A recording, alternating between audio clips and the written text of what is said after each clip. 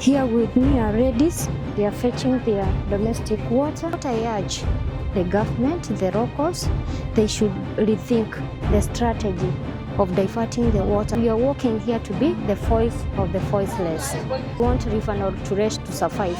There are other ecological zones depending on this Noolturesh. My recommendation is to have a round table meeting between the community and the government and the CSOs to advocate for this River Noolturesh.